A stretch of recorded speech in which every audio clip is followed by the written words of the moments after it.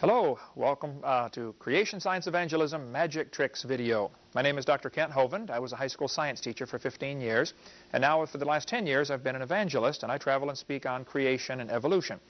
But for 17 years, as a brand new Christian, I was a director of a children's ministry at our church. We had a junior church, and I taught there. I drove a bus for 17 years. And for many, many years, as I worked with boys and girls, I tried to use magic tricks or illusion. Some people object to the term magic tricks, I understand, but I don't know of a better name to call it. I used illusions to try to get kids' attention. What I want to do today is share with you, and my son will be sharing with you, some of the thousands of tricks that are available to help get kids' attention. We have several purposes for this video. We want to teach you how to get kids' attention and how to keep their attention in order to teach them spiritual lessons. You can use things around the house. You can use a ball, a string, a rope, spoons, forks, all sorts of things. When kids know how to do different magic tricks, it builds their confidence. And I find that by teaching young boys and girls how to do different things, and not only show them, use it to get their attention and teach them a lesson, and then at the same time, teach them how it's done. And they'll say, oh, wow, and then they go home with that renewed confidence of, hey, I know how to do that, and you don't. And some kids really need that confidence-building activity. We use Uno cards for all sorts of things. We'll be talking about that. We also do these magic tricks to show kids how easy it is to get fooled. It is very easy to get tricked. And we use that to illustrate how easy it is for the devil to trick us. Satan is a master at tricking boys and girls into not doing what God wants them to do. And we don't want that. The Bible says, be careful, be not deceived. God is not mocked. It's real easy to get deceived, and the Bible uses that phrase quite a bit. So we're going to show you how to do a variety of things here. And what I try to do when I taught junior church, I would do a variety of tricks with common items, and I would only show them how to do one every week, or just do one trick a week or so, and tell them, hey, come back next week and we'll show you another one. The kids knew that every week there was going to be something new, and that tends to make them want to come back every week and bring their friends. So we'll get into some of the magic tricks here in just a second. People say, where do you do these? Or why do you do this stuff? Well, I do it every chance I get. I go out to eat almost every week with some pastor as I travel and preach. I may be in a different city, and I'll have some kids gather around the table, and I'll get my spoons or the forks or the glasses off the table. And I'm going to show you how to do so many different things today that you'll be able to do magic tricks and get kids' attention anywhere you go with a variety of things that you have right there on hand, coins in your pocket, things that you can use to get their attention and make the kids love you. I am very concerned. I think that a lot of pastors and adults, as I travel around the country, they spend all their time talking to other adults and each other. If you read the Bible, I think you'll find Jesus spent an awful lot of time talking to children. The kids love to be around him. And I think if a person is in love with Jesus Christ and stays close to God, the kids will flock around them. And that's the purpose. Plus, if things get bad in this country and persecution comes, it's the kids that are going to suffer. And we want them to have the knowledge that, hey, there's somebody out there that loves me.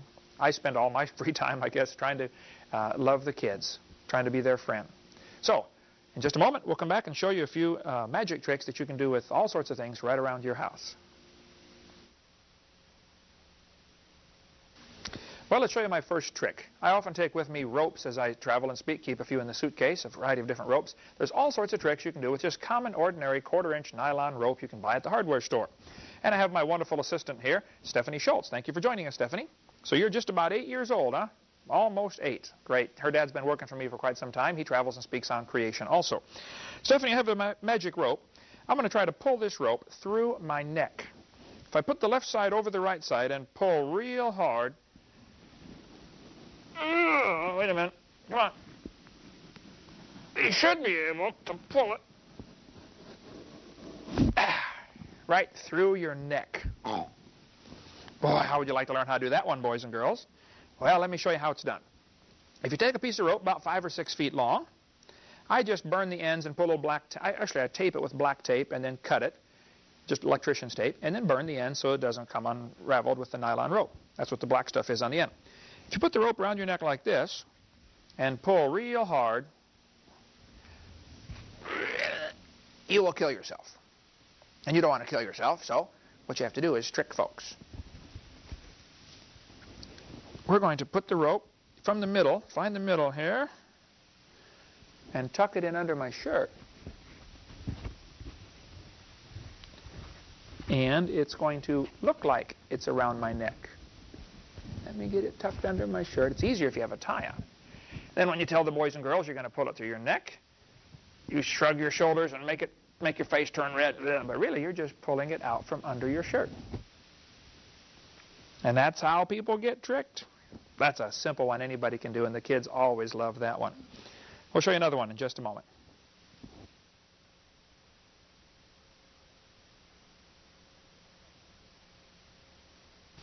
Well, Stephanie, one of the devil's favorite things to do to boys and girls is to get them trapped with bad habits. I've got my magic rope here, and I'm going to show how easy it is for the devil to get people trapped with bad habits. Sometimes people get in the habit of lying. You know, somebody asks them a question and they don't tell the truth. The first time you lie, it kind of bothers you, you know, but after a while, the more you lie, pretty soon you get good at it. Some people are good liars. They get trapped with the habit of lying. With some people, it's saying bad words. First time they say bad words, it kind of bothers them, you know, and something in their heart hurts. But after a while, they get good at it, and then they can tell lies as good as anybody, and they become good liars. Maybe it's saying bad words. Some people curse and swear and say all sorts of bad words. And you get all these bad habits, and the devil just keeps getting us trapped with all these bad habits. We just can't get out. Maybe it's disobeying your parents, you know, sassing back to mom and dad. Some people do that, and you get all these bad habits, and you say, oh, Jesus, my life is all tied up. I got so many bad habits. Would you please get me out of this mess? And if you ask the Lord to help you, He'll get you out of all those bad habits just like that. Would you like to learn how to do that trick? All right, now pay close attention. I put the rope over my thumb. I put most of the rope on the outside of my hand, a little more than half. I reach under the side toward me, grab this, pull it in, twist it around, and put it over my finger. Okay? Now I reach under here and through this finger. Pull it back, loop it around, and put it over my finger. I reach under the next one. Pull it through, twist it around, and put it over the finger. Reach under the last one, pull it through, loop it around, and put it over the finger. Now when I pull to undo it, I'll let you pull real slow on this rope, but watch carefully. I'm going to let it fall off of my thumb. Ooh. Now you start pulling real slow and watch what happens. You can even have somebody hold the end of your fingers. Whoa. But it unzips right off of there. That's a neat trick, isn't it? Sometimes we think the devil has us trapped with a habit that we can't quit, but hey, God can get us out of anything. So if you have some bad habits in your life and you want God to help you get out of it, you say, God, would you please help me get out of these habits? And He can do it. All right, let me show you another trick with the long rope that I use. It's about 5 feet long. I'm going to make this rope pull right through the tiniest hole you have ever seen. I'm going to push this end of the rope right through that hole. Do you believe I can make it through that hole? That's no problem, right? Let's make the hole a little smaller. I'm going to push it through that hole so fast, you will not even see. I am so fast, you're not going to believe it. I'm going to go right through that hole. Ready?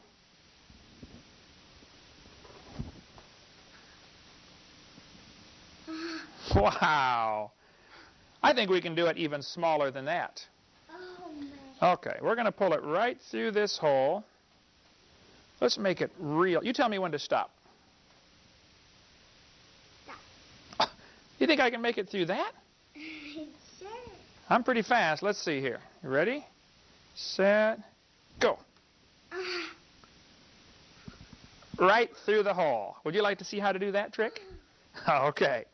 Watch this carefully now. I put about 16 inches of rope on the inside of my thumb hanging down like this. A little smaller rope works even better, but this will work fine.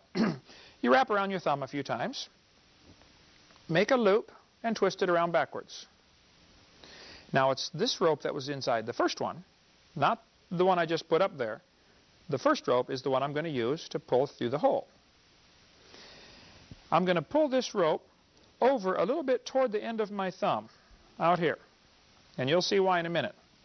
Now I can make, with this other rope, pull down on there and make the hole smaller. Go ahead and pull down on this one. Just a little, make the hole smaller. Okay, that's good. Now watch what happens. When I take this rope, I just go right past, I don't even go through the hole, and I pull, and it lifts up underneath my thumb. It actually just pulled out between my thumb and my finger and ended up inside the loop. And you thought it went right through the loop, didn't you? That's easy to get tricked, isn't it? Boy, the devil is good at tricking us. I'll tell you what, hold your thumb up. I'm going to see if I can pull this rope right through your thumb. You ever had a rope go all the way through your thumb before? We will today. To make sure the rope doesn't come around, I'm going to take this end and tie it in a knot. And I want you to notice, Stephanie, my fingers will never leave my hand at any time during this trick. But your thumb might. If I put my finger on top, there's no way to get this off of there, is there? No. Well, let's see if we can get this off of here. Oh, keep it on there, because I happen to know the magic way to get ropes off of thumbs. You ready? Would you like to see how to do that trick? All right, put your thumb up. Or you can do it around a lamp post or anything, any kind of post. I take my middle finger and reach over and pull the first rope back. Then I take my index finger and I grab the rope on the left side and put it through here. Oh, keep it on there. Now, I'm going to tip over and put my middle finger on top of your thumb. Now, you think the rope's around your thumb. But if I lift my finger out,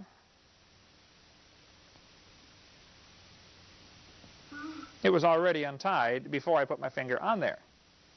Actually, the way you put your fingers on there will untie it, take it off the thumb, and they don't even know it's off the thumb. Boy, it sure is easy to get tricked, isn't it? Okay, let me show you some tricks you can do with some short ropes. I want you to notice again, my fingers will never leave my hand at any time during this trick. I have a long rope and a medium rope and a short rope. The long one is longer than the short one, right? Take one of these ropes and pull on it real hard. I want to see if you can stretch it. Make that rope stretch. Just try it. Pull. Come on, harder. Nope, won't stretch, will it? Okay, try the rest of them. Make sure they're not fake. Ordinary ropes I bought next door at the hardware store. Nope, that won't stretch either, will it? Okay, try that one. Make sure there's nothing tricky going on here. Got it? Okay. Now, there are three kinds of people in this world. Some people have a very short list of sins. They don't do very much wrong. They're pretty good people. You know, they don't do very much wrong at all. Other people they're a little more average, you know. Oh, my tape is coming off the end here. We'll throw that away. Just burn the end is all. Other people have a medium list. They do things bad a little more often than the rest of us. And then there are some people that have a long list of things they've done wrong. Some really bad people in this world. So we have the long one, the medium one, and the short one. Now what I'd like to do is take these ropes and make them all the same size. Because we look at people and say, well, I'm better than that person. But God doesn't look at it that way. God thinks we're all the same. So I'm going to put the long one up there, the medium one up there, and the short one up here. And I want you to blow on these ropes and see if you can make them all the same size. Let's get them all even here. Okay. Blow on those, make them all the same size. Just blow. Okay, now watch this.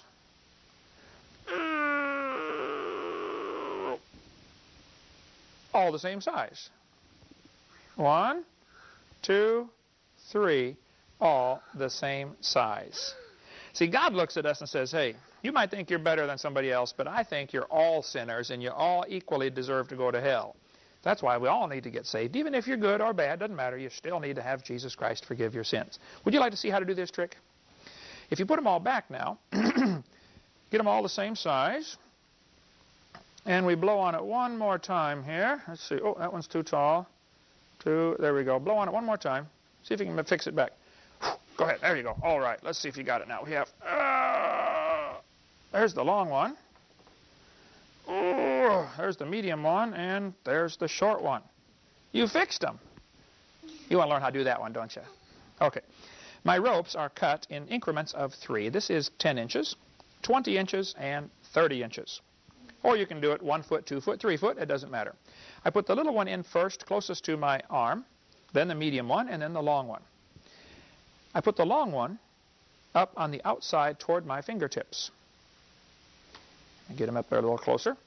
Then I'll turn around, you can see this. Then I put the medium one up on the outside toward my fingertips. Now here's the trick. When I grab the short one, you have to reach through the long one to grab the short one. And you bring it up and you put it back in position number 3. 1, 2, 3. So I'm going to put it right there, position number 3, move my thumb. Now I have short one, medium one, short one, long one, medium one, long one. So when I grab these 3 and pulled down, actually, it was looped over. But I kept that part covered. So it had the medium one, and I've got both ends of the short one in this hand, but I didn't let you see that. I kept that covered. And then I knew the middle one was the medium-sized one, so I grabbed that one and said, Stephanie, I have 1. Then I switched. I put it back, grabbed both of these, kept it covered, 2, 3, and opened my hand like, wow, but actually, this is the trick over here. See how easy it is to get fooled?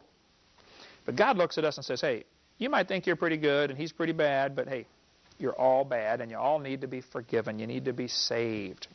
So, we'll show you another trick in just a moment.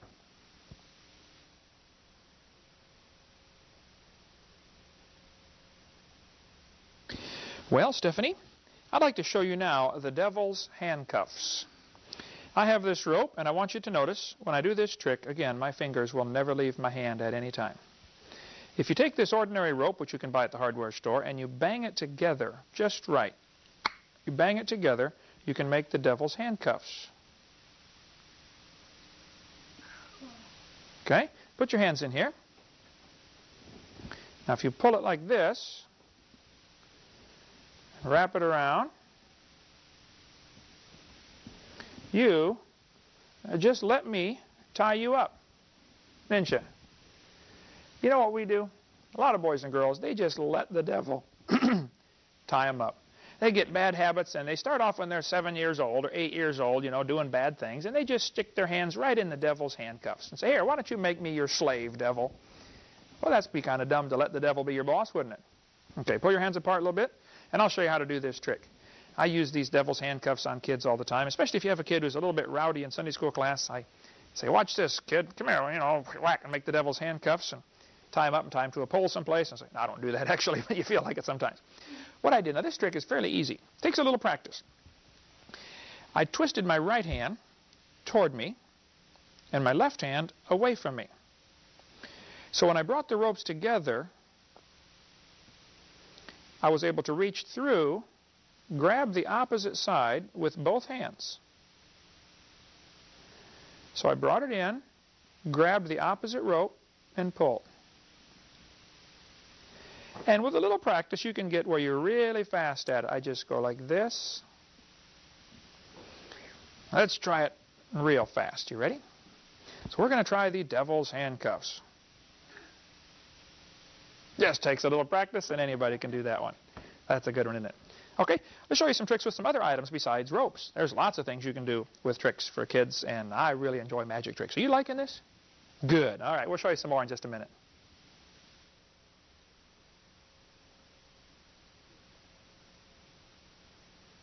Well, Miss Stephanie, I would like to show you some tricks that I do when I go out to eat with people. Most times when you go out to eat, they will have a couple of spoons and a couple of forks and a glass, right? I want you to watch this trick. You take 2 forks like this. You put them together, push them together, so they stick. Take a toothpick,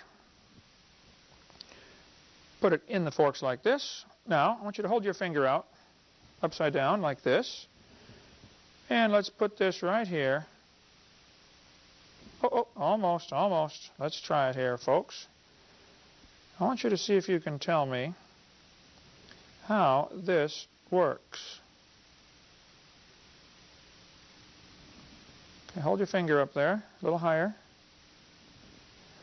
Now turn it real slowly around over that way and back over my way. Why don't the forks fall off, Stephanie? That's pretty neat, isn't it? You can even balance it on the side of a cup. We'll take the forks on the toothpick, if I can get it to go here, and balance it right on this cup.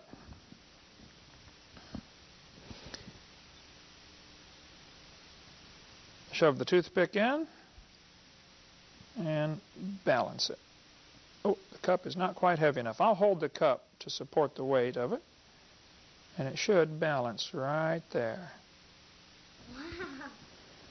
That's pretty neat. They just stay right there hanging on the side of that cup. You think, how on earth can that happen?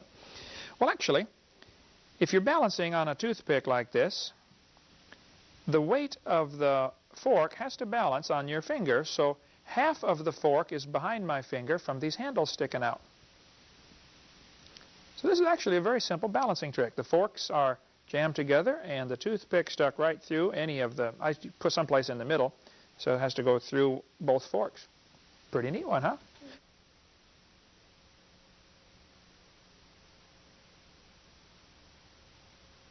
I have two ordinary spoons and an ordinary glass, actually a plastic. What do you call a glass when it's not made out of glass? Anyway, whatever it is, we have one here. And I'm going to hit the end of the spoon like this, right into the cup. All you need to do for this one is get the base of your spoon against the middle of the glass. Make sure it is all straight. Line this one up. If everything is in a straight line, and this is just barely touching this spoon, when you push here, it's going to lift up on that spoon, right?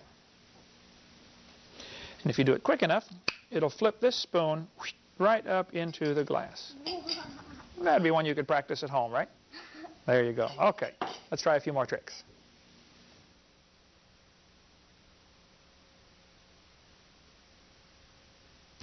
Well, today, Miss Stephanie, we are going to show you how to make a ticket to heaven. Once upon a time, there were two boys that rode the bus to Sunday school, George and Sam. Well, the Sunday school teacher took a piece of paper like this. He told the boys and girls how to go to heaven in Sunday school. He said, now, boys and girls, you have to ask Jesus to come into your heart so you can be saved and go to heaven. You have to have your sins forgiven. And George said, well, I want to do that. So George prayed and asked Jesus to forgive his sins, and he became a Christian. He became a child of God. So the teacher took a piece of paper, folded it like this, folded it down like this, and said, now, George, this is to remind you that you have asked Jesus into your heart. This is going to be your ticket to heaven because you've got Jesus in your heart. So George took the piece of paper and he stuck it in his pocket, and he got back on the bus to go back home from Sunday school. And another one of the kids on the bus, this Sam kid that was in the class, Sam did not want Jesus to come into his heart. He did not want to get saved. So Sam came over and he said, George, I see you got the ticket to heaven. He said, I never got one today because I didn't ask to get saved. He said, George, would you let me have part of your ticket? And George said, well, I suppose I can give you part of my ticket, but really, Sam, you need to get saved. He said, no, I don't want to get saved. So George took his ticket and he cut off 1/3 of the ticket. He said, I'll just give you part of my ticket, George. Or he gave it to Sam. Sam got to looking at this and he said, you know, all I got's a bunch of pieces of paper. He said, that's probably not enough to get me to heaven. I've been pretty bad. I've done some bad things. He went back over. He said, George, could I have some more, please? And George said, Sam, listen, I'll be glad to give you some more, but really, you need to get saved. He said, no, I don't want to get saved. I just want part of your ticket. He said, okay, well, I'll give you part of my ticket. So he cut what he had left in half, gave it to Sam, stuck it back in his pocket. Well, Sam thought, you know, this ought to be enough to get me to heaven. Now, I don't even have to get saved. I'll just take this ticket. And sure enough, one day, Sam died. And he went up to heaven, and he stand in front of the gate and said, hey, let me into heaven. I got a ticket right here. And St. Peter came to the gate and said, Sam, you don't have a ticket to heaven. He said, yes, I do, right here. This is my ticket to heaven, look. Peter said, Sam, let me explain something to you. You never asked Jesus to save you. You got a ticket, all right, but you don't have a ticket to heaven. Nobody gets in here with a ticket. What you really have, you got tricked. He said, Sam, you have a ticket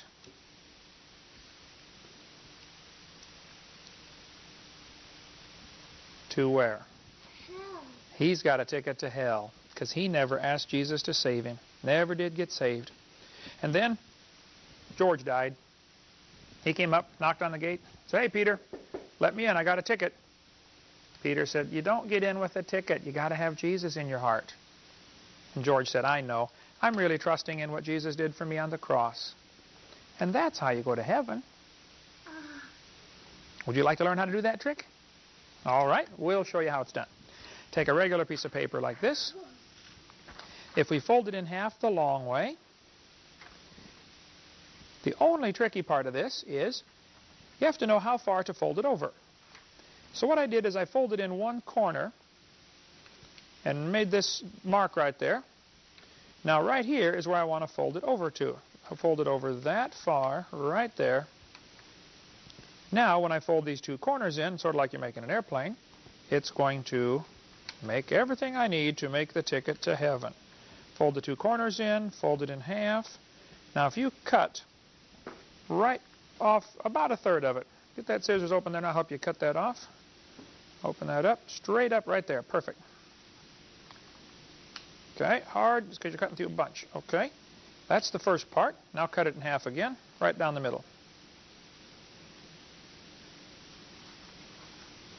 And when we cut it in half this way, okay, now see if you can make the letters hell from that, right there. Unfold all the little pieces. I'll help you out a little bit.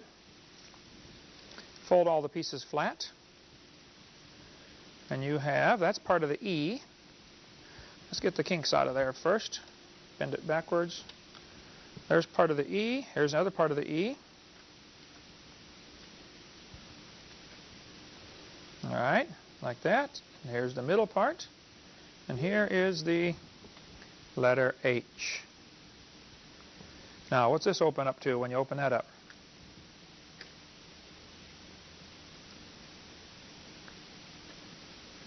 There, show that to Brian right there. That opens up to be the cross, what Jesus did on the cross.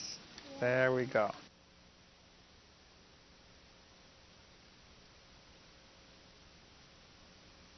Well, Miss Stephanie, now I'm going to show you how to cut an apple. Oh, that's not an apple. What is that? A banana. A banana. We're going to cut the apple, the banana, with the laser. You've seen my laser before. You push this little button and that red spot comes out. Well, there's a line coming out of there called a laser. It goes all the way up. With this laser, I can cut right through the banana without cutting the skin. You want to watch me cut it? Ready?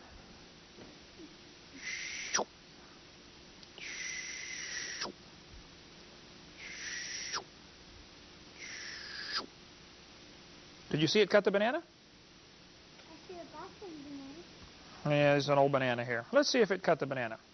We will take this, peel the top back. Are you ready? Yes. We will peel the banana back, the peeling. And look at that. It cut the banana right in 4 pieces. Burned it right in half. There's one. There's one. And there's one. We cut the banana. Oh, there's another cut. Man, we really cut that banana to pieces, didn't we? Burned it right in half.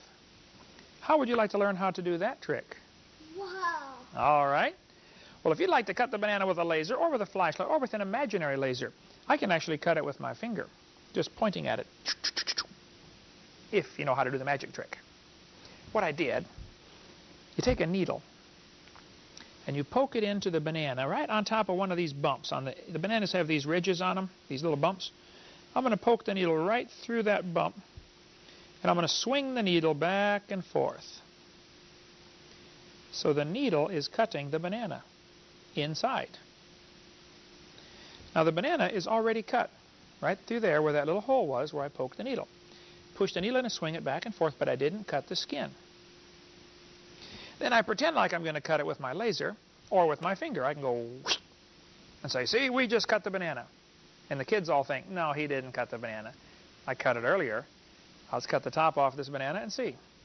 If we peel it back, we will find the banana has already been cut inside, and you can tell them it was cut with your finger, but really, you cut it with the needle.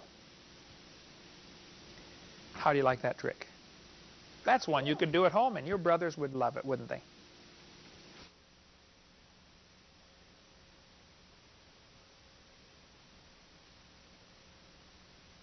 Well, Miss Stephanie, I would like to show you my magic quarter.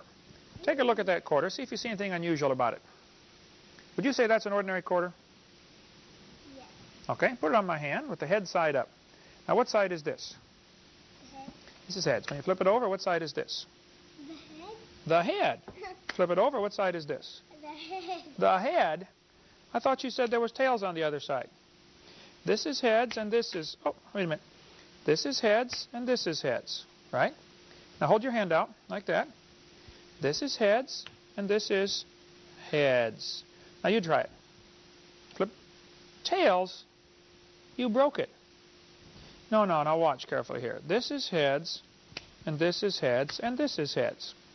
Now if you have two quarters, we have one is heads, this one is heads, and this one is heads, right? When I flip them over, one is heads and one is tails. Heads and tails. Cool. Would you like to learn how to do that trick?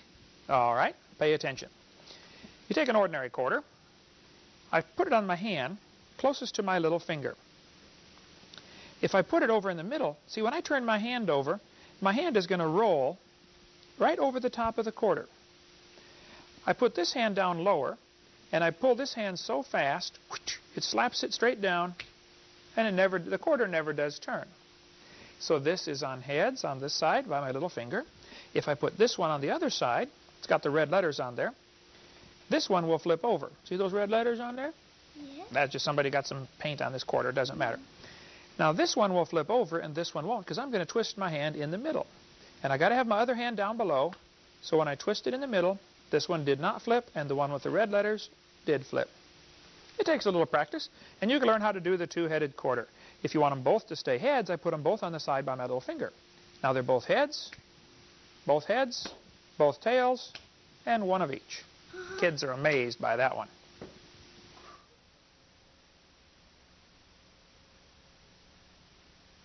Stephanie, how many pennies are here on this table? 6. 6 pennies. There are 4 pennies in this row and 3 pennies in this row. I would like you to make 4 pennies in both rows at the same time without adding any more pennies. How can we put 4 pennies in both rows? There's 4 here and 3 here. Or I can move this one and have 4 and 3. I would like to have 4 and 4. You know, sometimes in life, it's just hard for us to figure out how God is going to supply our needs. We say, God, I don't have enough money to go around. And oftentimes, we're not thinking of all the different ways God can do things. Watch this. I'm going to take this penny right here and put it on top. How many pennies in this row? 2. No, there's 2 here, 3, 4. And 4 in this row. We made 4 in both rows. Sometimes you just got to say, Lord, you're going to have to show me some different way to fix this problem because we don't have enough money to go around. Let me show you one more trick with pennies. Okay, here I have, we're going to get a bunch of pennies. Heads, tails, heads. Oop. Tails, heads, tails.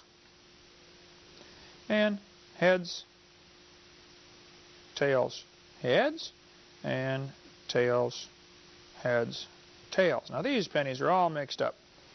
Heads, tails, heads, tails, heads, tails, heads, tails, heads, tails. What I'm supposed to do here, I'm only going to touch 1 penny.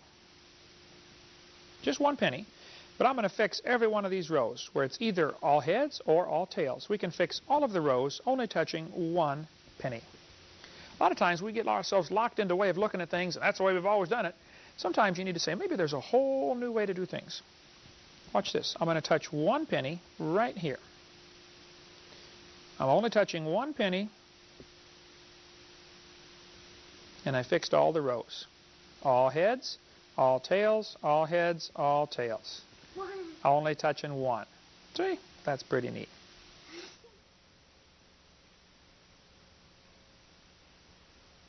I'm about to show you the scientific way to shoot a rubber band. Would you like to learn how to shoot a rubber band? The scientific way?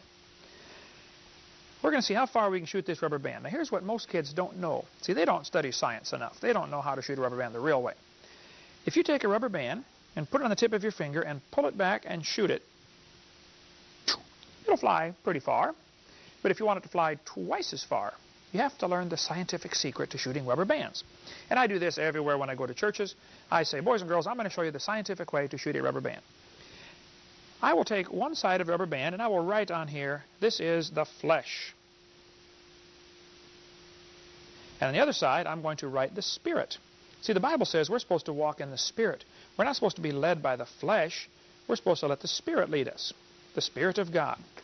So one side is the flesh and one side is the spirit. If you put both sides stretched the same, when it flies through the air, they'll be flopping back and forth, and they're fighting against each other all the time.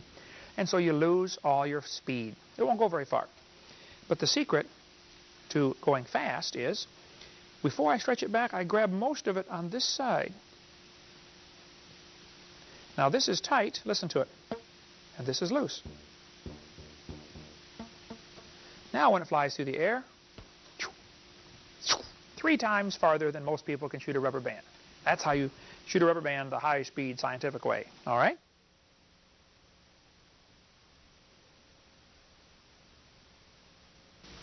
For our next magic trick, Stephanie, we are going to actually create some thick water. For this magic trick, all you need is a cup that can hold thick water, a thick water cup, a normal 3x5 card, and a thick water maker. This pitcher is indeed a thick water maker. All you have to do to make the thick water in here is pump the pitcher 5 times. Go ahead and just pump it up and down 5 times. 1, 2, 3, 4, 5. Excellent. Now, if the thick water maker worked, we should have indeed made some thick water. Let's try and see if it worked. We'll put it in our thick water holder, our glass here. Pour it in the glass. Simply put our 3x5 over it so we don't contaminate the thick water. As we do that, we will then turn it over, and the thick water should stay in the glass without even falling out. Simply amazing, you say? No, it's thick water. It's thick water. Definitely thick water. Now, this trick is definitely a very simple one that's easy to do. I just need a 3x5 card, a cup, and some water in a pitcher, and come up with any kind of storyline you'd like to come up with. For this one, simply the suction of the air is what causes the water to stay in. Just simply putting the 3x5 card over the glass, turning it upside down, it will actually hold in there, and pretty solid too.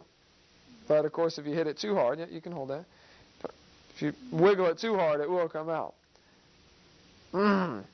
Very simple trick that will definitely amuse simple minds.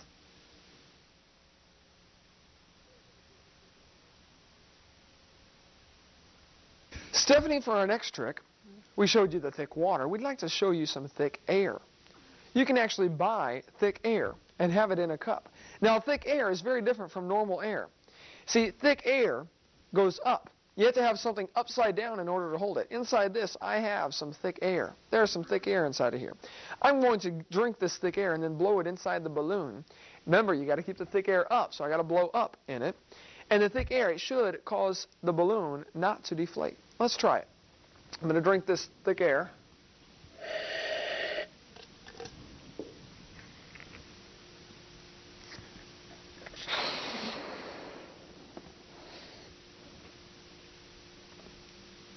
And it should stay in there, just like that. Didn't even have to tie the balloon or anything.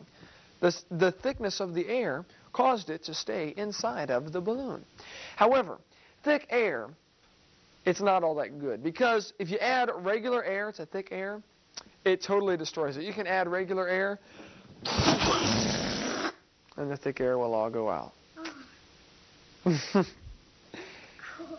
Now, this is a very simple trick, Stephanie. Would you like to learn how to do this trick? Are you sure? Okay, I'm going to show you how simple this trick is. What you need is a regular balloon. You can use a glass for thick air, which actually has regular air in it. But we're going to call it thick air. And what you need inside the balloon beforehand is a marble. Oh. There was a marble inside the balloon, but you didn't know about that, did you? So you put the marble inside the balloon. Then when you blow it up, uphill, of course, because thick air has to go up. And the marble is actually stuck right there inside the balloon. So if we were to make the marble go out, now the marble's rolling around in there, and the balloon is able to deflate. Oh. That's how simple it is.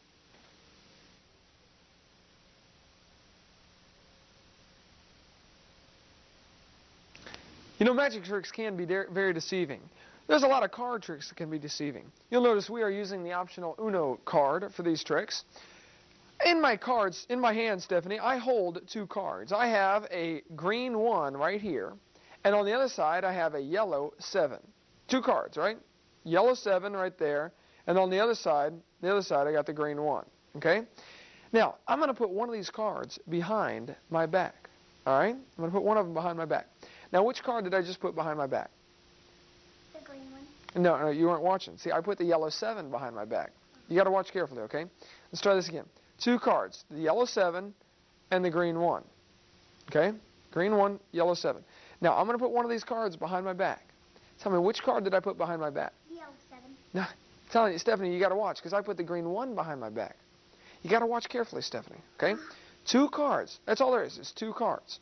One is a green 1. The other one is the yellow 7. Okay? Now, which card am I putting behind my back? Did you watch close? Watch close. Which card am I putting behind my back? The green one. The green one? No, you weren't watching. Watch carefully. Which card am I putting behind my back?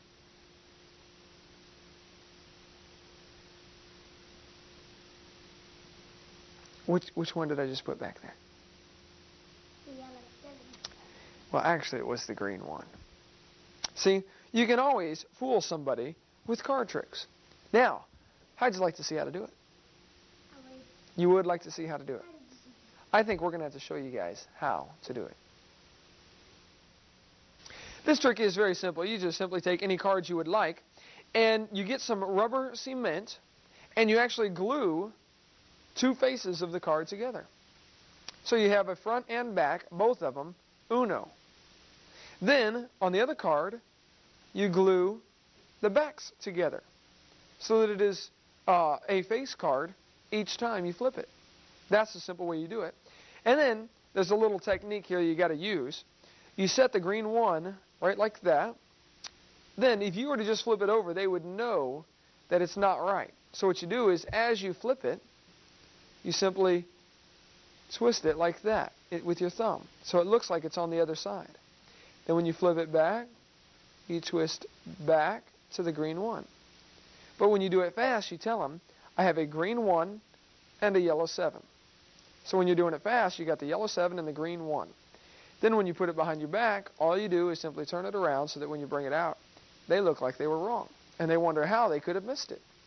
Then you do it again. You say, well, which one am I putting behind my back? Do it again, and they still missed it. No matter what, you can always make them miss it with that simple trick. Pretty easy, huh?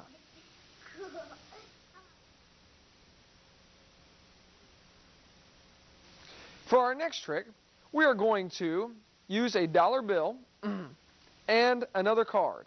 Just pick any card. Go ahead and let me use a different card. Go ahead and look at that card and make sure that that's a normal card, no holes in it or anything. It's just a normal card, isn't it? No, it's not glued together. And that's a normal dollar bill, just a normal dollar. Now what I'm going to do is I'm going to take this card, I'm going to fold it in half like this. Okay? And I am going to draw a bullseye. I'm also going to fold this dollar bill in half. It's kind of a beat up dollar bill, but kids love it when you use money for the displays and things. And I'm going to actually draw a bullseye on this 8 right here. I am going to try, there we go. I'm going to try, and I'm also going to draw a bullseye right here on George Washington. Oh. I'm going to draw on George. Hope that's all right. We've drawn a bullseye. Now I am going to attempt to stick a pencil through George Washington and through the card at the same time. Hit both bullseyes, all right? This will show you the power of prayer. I'm going to fold the card in half. Then I fold George in half, or the dollar bill. And I'm going to fold it back a quarter just so that you can see that the pencil actually goes through the dollar. All right, we set that in there. Again, it's just folded up and set in there. Trying to line up the bullseyes is what I'm doing. I got this bullseye here, lining up that bullseye right on top, folding it over, making a crease so that I can shove the pencil through. And I'm going to attempt, Stephanie, to shove this right through. It's right there in between the dollar and the card. And I'm going to attempt, using the table to push down here, to shove it through both the dollar and the card. There's no doubt about that. That is in there, isn't it? Okay, go ahead and even pull that out for me, Stephanie. Jerk that out of there. There we go. Now, that definitely went through, didn't it? There's no doubt about that. You know, we just probably killed George Washington, didn't we? We went right through his face. But you know, God will answer prayers. Let's pray that God will heal George. God, please heal George Washington. You know what? I think God just healed George Washington to us. I bet we could look at George and there's not a hole in him. That's how God answers prayer. Look at this. We unfold it, and there's George without a hole. But we know the pencil went through, don't we? Another way we know that is because the card has a hole in it. There's a hole in the card right there, but there's no hole in George, is there? Is there any hole there? Do you see a hole? No. No hole there at all, is there? Simple trick to show that the power of prayer really does work. What you do is you can take any card you'd like. We'll use this one. And again, you fold it in half, like so. All you need is a dollar card and a pencil. Don't even have to put the marks on it. Fold it in half like so. And I draw the mark on there just so that I can say I'm aiming at something, aiming at that bullseye right there. Then what I do is I fold my dollar in half. But what the people do not know that I have done before to this dollar, let me see this, is I have put a little slit in it.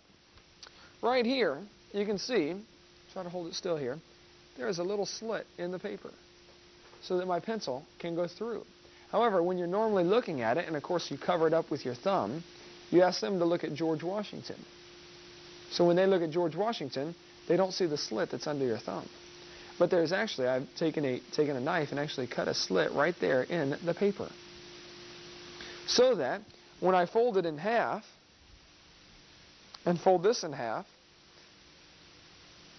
actually what I'm doing while I'm inside this card is I am simply going in that little piece, that little slit right there. Right there, I just actually go in, and that's all I do, and I just cover it up with the rest of the dollar. So really, all it's doing is, show you to you without the card, is going through that slit, and it's not at all going through George Washington. It's not going through the dollar. All it does is go through the card and poke the hole in the card. So, you can make it look like it's going through the dollar, when actually, all you're doing is going through the card. And there you have it. George Washington is not hurt at all. He's just...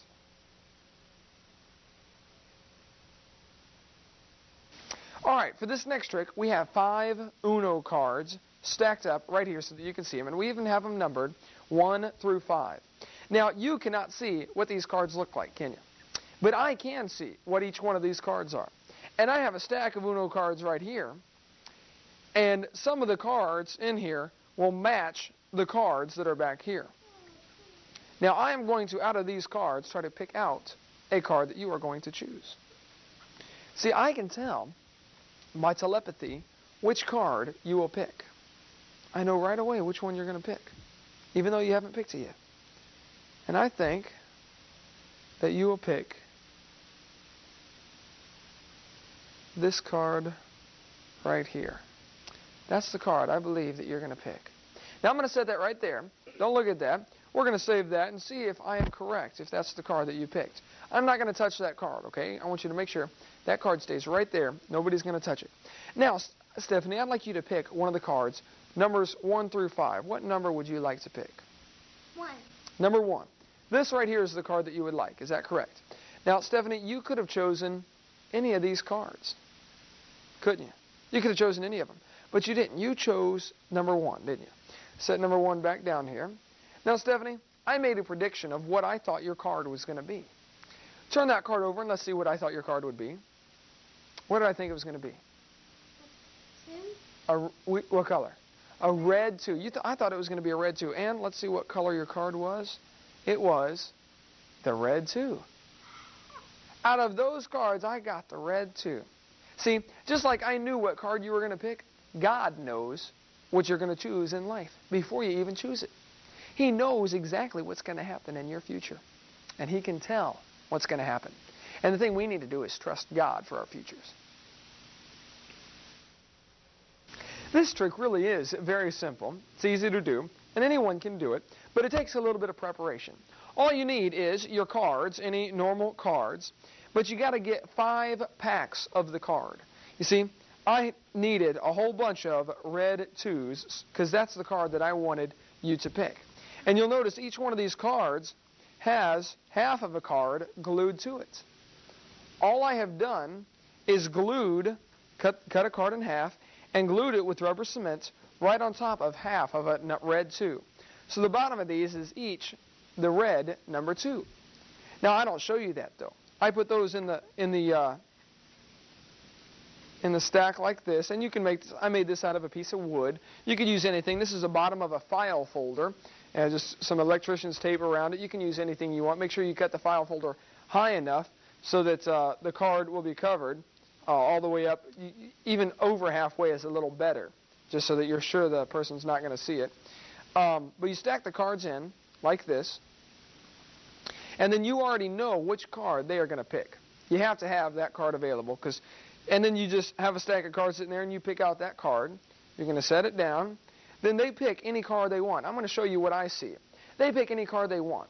When they pick the card, say you picked this one right here, I would simply pick it up and say, so you picked this card right here, which this is what I see. You don't see this. All you see is that. I say, so you picked this card right here. Then I turn it around and show you that you could have picked any of these cards, which all look like different cards. But underneath, we know that they're all the red 2 if we want them to be. Then I turn this one over like this so you can't see it. I put it in there upside down. Then I say, okay, now let's check and see which card I predicted you would get. You turn it over, and I predicted you were going to get the red 2. And when I turn it around, sure enough, you had gotten the red 2, which you would have always gotten the red 2 if we had turned the card over right. Correct? Correct. So it's a very simple trick that you can use a couple of different things. You can. That's why I had the red 2. That's why you had the red 2. That is so neat. And you just simply rubber cement half of a card on, and make some kind of holding device, something to hold the cards that'll stand up, and you're ready to do some magic.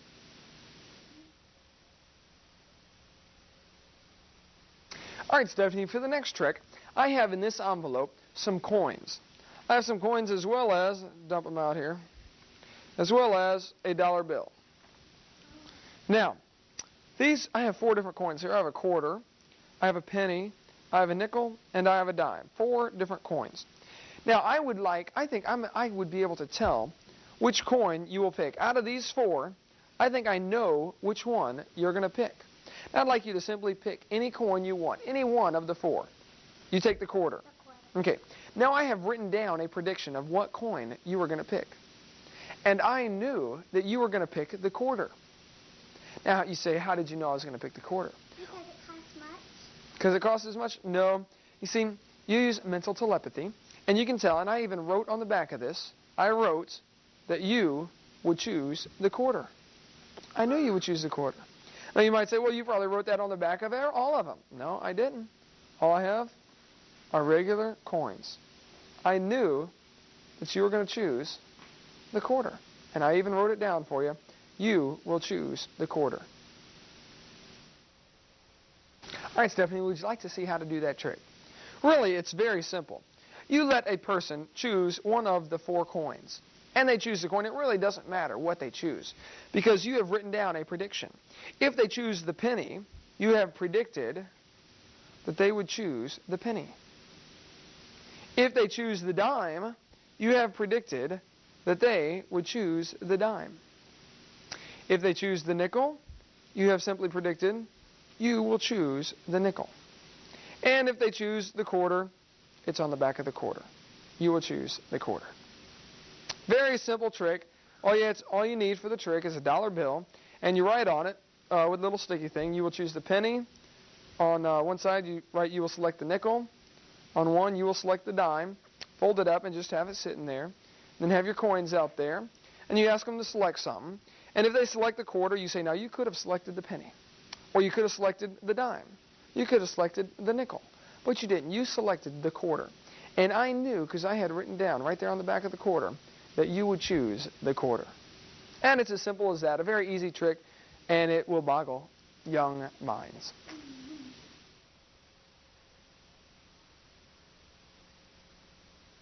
For this trick, we have a couple things on the table. We have a cup filled with 3 pennies. We have 3 pennies there inside a normal cup, right? Normal cup. We're going to put the pennies inside the cup. The cup is going to represent God and all of His riches. God has a lot of riches. This book is going to represent the Christians. Okay? Now, when God gives the Christian some money, some riches, He has given 1, 2, 3. He's given us 3 different riches. Okay? Or the amount of 3. He's given us some money. Suppose we were to give that money back to God, like He asks us to. Suppose we were to put that back in God's hands. God will multiply what He had given to us if we give it back to Him. God, if you wait, God will send pennies or things, more riches down from heaven. You'll sit there and wait a little while, and all of a sudden, He'll drop one in. Then you wait, He drops another one in. And all of a sudden, He drops one more in. And by that time, you have 6. You started off with 3, but you gave it to God. Now you have 1, 2, 3, 4, 5, 6. Yeah, you have 6 now, whereas you started off with only 3 because you gave it to God. Now, suppose you give it to God again. You keep giving the things God has given you back to Him. You give them to God again, and pretty soon, God will bless you. You wait because you've given it back to God, and all of a sudden, He'll send down something else. And then another one, and then another one. And pretty soon, God has given you some more, simply because you gave it back to Him just like He asks. And now you have 9 pennies. You started off with 3, now you have 1, 2, 3 that you started off with. Then you have 1, 2, 3, 4, 5, 6. 6 that God has given you. Just because you gave the first 3 back to Him, He kept giving you more. And if we keep giving our money to God and give our things and our time to God, He promises us that He will give us more back than what we gave Him. Pretty good example of how He gives us more, isn't it? Would you like to see how that's done? Okay. Stephanie, this trick also requires a little bit of preparation. What we need is we need a cup, we need a book, and we need 9 pennies. Now, I use the pencil just to make sure you know that I'm not touching the pennies, and they are really 9 separate pennies. And you put the pennies on top of the book. You start off with 3, and then you go from there. But here's the secret. This book has been messed with. I fixed this book so that it would have a hole right there. I actually cut some of the pages down a little so that if you open it up, there's a hole in the book right there cut out of some of the pages. Then I also put a hole right here in the back. Had to cut through the binding and actually put a hole in the back so that when you open it up, you will actually see some holes. You see this hole here and this hole here. But when the book is closed and at an angle like that, you can't see them. So all I have to do is, before I do the trick, I put 3 pennies and just slide them in the hole, just like that. Then I turn it and I put 3 pennies in this hole. There we go. Now my trick is ready to go. I have these 3 pennies in here to represent how much God's wealth and what He gives to us. I set them down, and when I count them, I put them towards where I'm going to pour. Put them right over here. So I have 1, 2, 3. Then when I pour them, this is actually what happens. You keep the book level, and you pour pretty quickly and you pour, and those 3 pennies came out of that hole. Now you have 6 pennies, not just the 3. You have 6. Then, when you set them up again and count them out, you have them in here, and you catch them from heaven, 1, 2, 3. Then you pour them out, and they will see now there are 6 pennies. 1, 2, 3, 4, 5, 6. And you notice this time I put them right next to this hole that's back here. I counted them out, and as I counted them, I moved them so that they would be next to this hole, so that when I poured them into the cup, if you give them back to God, actually what's happening is those pennies, as well as the 3 that are in here, are going in.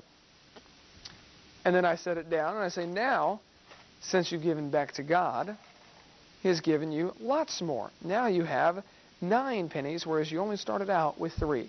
And really the secret is that you've hid 3 pennies in each side of the book. That's the whole secret.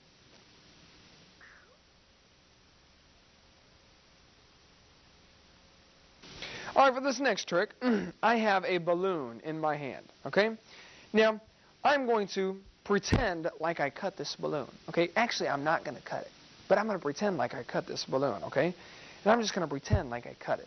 Now, a lot of people will come up and they'll say, I saw you cut that balloon, but actually, I'm not really cutting this balloon. I am simply pretending like I cut it. A lot of people will say, but wait, I actually saw some of the pieces fall on the table. I know you had to cut that balloon. I saw the pieces. Nope, I did not cut the balloon at all. You may think that I cut it, but I didn't. And you can tell because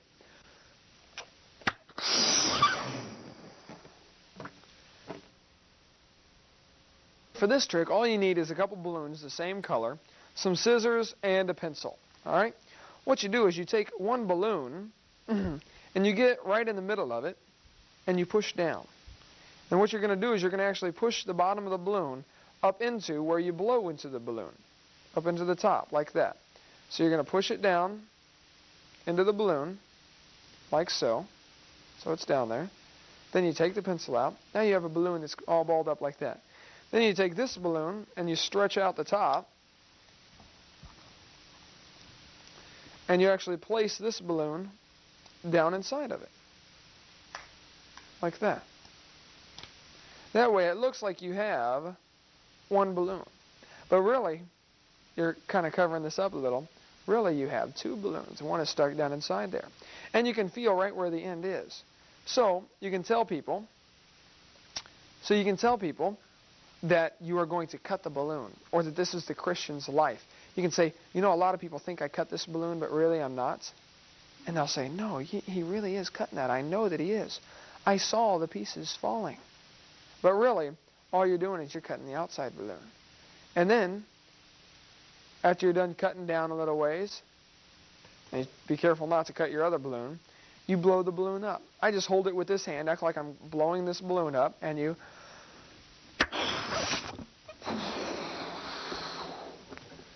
And then you got to cover up your evidence, because if you just let the balloon go, they would see this part. So you got to tell them, you know what? Balloons are very fragile.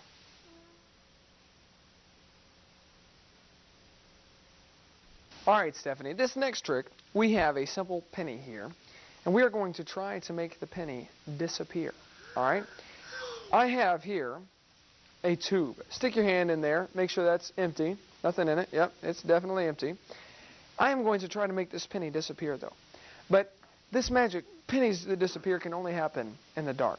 And this is a very special tube. Although it may just look like a piece of paper that's taped together, really it's very special. I have some secret chemicals on here that actually attract pennies to them. So I'm going to set this tube right over this glass right here, normal glass, going to set it over this glass, and I'm going to actually set it on top of the penny. Now, as I pull this tube up, what should happen, if my chemicals are correctly put together, I should be able to pull the penny up and out of the glass. Okay, I'm going to try it. It's already probably floating right about here, the penny is, because of these chemicals drawing it up. And I'm going to try to carefully pull the penny out of the glass. Now this is the hard part. See, I have to get to the penny through the bottom of the glass. Now this penny, with these chemicals, it makes it invisible to your eyes. But I can see the penny. I'm going to try to pull it up and out of the glass. There we go. Now I have the penny in here. Now you will not be able to see the penny. Can you see the penny? You see the penny in there? No. Stick your hand through there. See if you can feel it. Feel the penny in there anywhere? No. No? But I know that the penny is there. I know that it's there. Now the penny, I got to try to get it back inside this glass. And it's pretty tough to get it through solid glass, so it might take me just a second. But I'm going to put the penny, let it balance there. It's moving. There we go. Let the penny come down slowly. And now I got to pop it into the glass. Ready? There we go. Got it inside the cup. And very gently set it back down. Now, the penny should be resting back on the paper just like it used to be. Let's see if it is. Ready? There it is. Wow, it really did work. And that really is a real penny. Check that out. Can you believe that? You can make a penny actually disappear using these chemicals. Yep, it's real, isn't it? Cool. Unbelievable. Now, would you like to know how to do that trick? How you can simply make a penny? Watch this. I'm going to do it fast this time. Vanish. Would you like to see how to make a penny vanish? And then you can make a penny reappear. Would you like to see how to do that? All we're doing is we're making the penny vanish. And then we simply make it reappear, just like that. All there is to it. How'd you like to know how to do that one? I would love. Would you? Okay. Here's what we do. All we have is we have a, this is from a file folder, and I've made it in a circle to taped it together to make it be a nice covering. And what I have here is a normal glass, a penny, and a piece of paper. But what you don't know is that I have put some rubber cement on the bottom of this glass. And I have actually glued a piece of paper on the bottom of the glass. I put some rubber cement around it, then set it on the paper, then went and trimmed around it once the rubber cement had dried. Trimmed around to trim it off. Now, whenever I cover this, it looks like the penny is totally gone. But what you don't know is that the penny is there the whole time. We haven't actually made the penny disappear, and it hasn't gone up in this tube and out of the glass, and you can't see it. No, it's there the whole time. So the simple magic is you just got to make sure you put your tube over it so that they don't see that you're covering it. Then you can make up any story you want. Tell them you're pulling it up, making it vanish, anything you want. When you put it back, the penny is still there, right where you left it.